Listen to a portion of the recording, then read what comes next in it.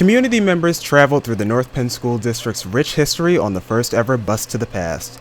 The nearly 3-hour journey gave riders the opportunity to see the district's buildings as they exist today and to learn how the North Penn School District formed and developed over the past 50 years.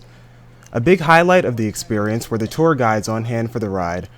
Retired NPHS principal Burt Hynes. The main building, I said, was built in '71. It actually took 2 years to build the high school. They began. Retired manager of support services John Strobel. Where you see the playground here was a sea of modulars, where we took half of the school out, and it was renovated over 2 years. Retired principal Al Kohler. And it was also built as what was called a California style school. Yep. You had to go outside to get inside from one classroom to the other.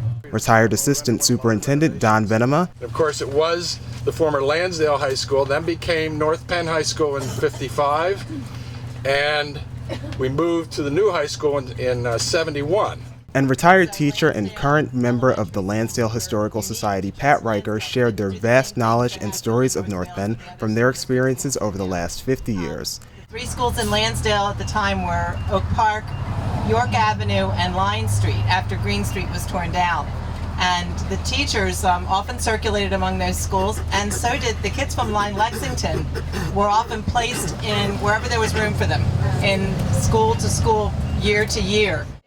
And the district's longest-serving employee, bus driver Jim Alabach, who started his career in 1966, yes, that was 50 years ago, was behind the wheel for the whole experience.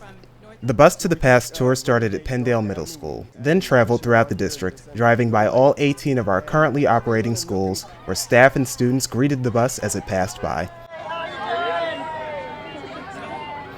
Included in the tour was also a drive-by past many of the district's former schools, including those that are no longer physically there.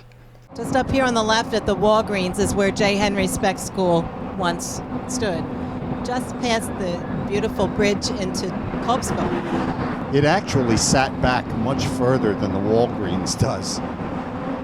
After a brief stop at North Penn High School for a light lunch and some musical entertainment, the participants hopped back on the bus and ended their journey back where it all began, at Penndale Middle School. For the riders, the Bus to the Past was a great way to see the district as it was and as it exists today. So much has changed, but a lot of the things are still the same, and just seeing the schools, and I worked in a lot of the schools in the cafeteria, I delivered the nurses' supplies, and so the schools are all very, very familiar. Well, it was awesome. We had the combination of reminiscing about things that have happened in this North Penn School District over the last 50 years, and then also talking about what's going on today, and I just enjoyed every part of that.